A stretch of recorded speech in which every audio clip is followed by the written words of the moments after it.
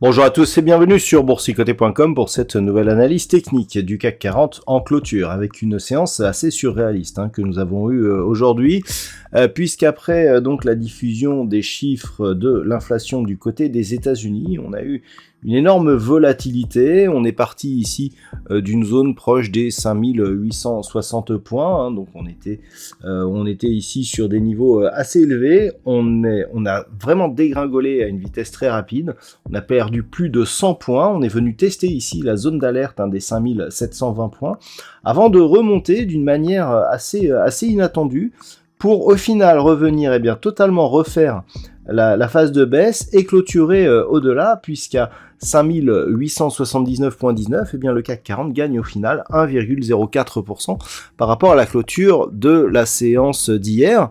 Et si l'on en croit l'évolution des futurs, on serait même en train de casser ici la zone des 5915, puisqu'on est au moment où j'effectue cette analyse à 5935 points. Donc, un mouvement qui pourtant était assez contre-intuitif, mais suite donc à ces chiffres de l'inflation qui se sont révélés supérieurs aux attentes, les marchés ont pensé qu'au final on était sur le pic de l'inflation et que cela allait se resserrer par la suite et donc avoir un impact donc sur la hausse des taux des principales banques centrales. Alors on est toujours sur des spéculations, toujours est-il que le marché termine en hausse ce soir. Du point de vue des indicateurs techniques, on était sur une perte de dynamique au sens des histogrammes du MACD. On repart à la hausse sur cet indicateur.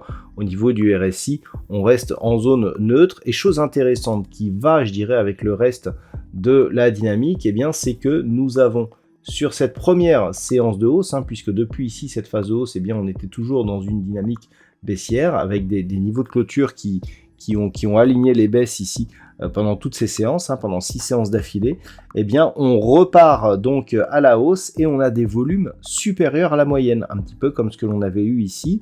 Donc on est clairement ici dans un schéma sur lequel j'attire votre attention depuis maintenant quelques jours, à savoir ici une impulsion qui rebondit avec un rebond ici assez marqué, une consolidation certes qui descend mais qui est relativement faible, nourrie de faibles volumes, et une reprise ici avec de forts volumes. Et vous voyez que ce qui est en train de se dessiner, c'est ici une succession de points bas qui devient haussière. Si désormais, vu que on serait en train de casser ici la zone des 5915, si on casse la zone des 6035 points, on inverse le sens de la tendance court terme avec une évolution donc qui redeviendra haussière. Donc je dirais que cette bougie quelque part, même si elle est totalement inattendue, elle va tout à fait dans ce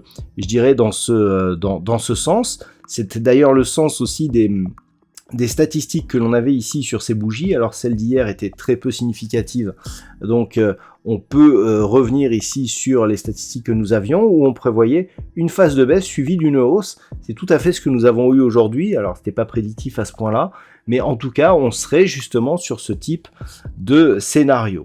Alors au niveau du palmarès des valeurs, il y a vraiment des fortes hausses mais aussi des baisses. Alors ce mouvement profite bien entendu aux bancaires. En première place toutefois on retrouve Safran avec un gain de 4,85%.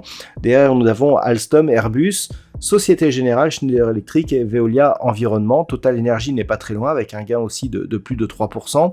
Au niveau des plus fortes baisses, alors on a 3 grosses baisses qui sont Pernod Ricard, L'Oréal, Hermès qui perdent toutes plus de 2%. Derrière on a LVMH et Kering, donc un secteur du luxe qui a particulièrement souffert sur cette séance. Et ce qui est intéressant, c'est que justement avec un luxe qui pourtant nous donne une grosse pondération sur l'indice, on reste ici sur une hausse assez soutenue. Si le luxe avait suivi, on serait bien au-delà. D'ailleurs, si on regarde le DAX en équivalent, on a eu une hausse beaucoup plus forte que celle que nous avons eue sur le CAC 40. Donc ce mouvement, il était inattendu, mais bon, si on considère que les marchés ont toujours raison, il va falloir désormais regarder un petit peu ce qui se passe vers le haut.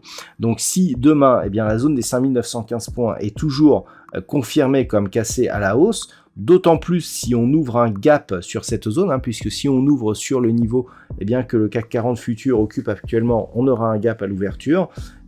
On observera ce qui se passera, donc si déjà il y a une tentative de comblement, et puis si les cours continuent à monter, je le rappelle, donc une rupture des 6035 points nous donnerait la validation d'une reprise haussière de la dynamique court terme, puisqu'on aura 2 points bas et du coup 2 points hauts qui seront dans une évolution positive. Voilà donc ce que l'on peut dire sur cette configuration technique à l'heure actuelle.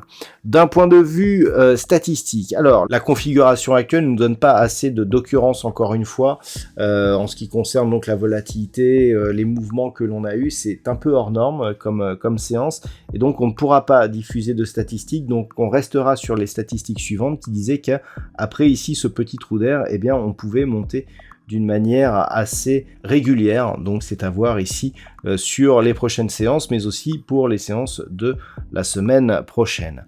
Voilà donc ce que l'on peut dire sur l'analyse technique de cette séance. Je vous souhaite de passer une très bonne soirée. On se retrouve dès demain pour d'autres analyses techniques, toujours sur le site boursicoté.com.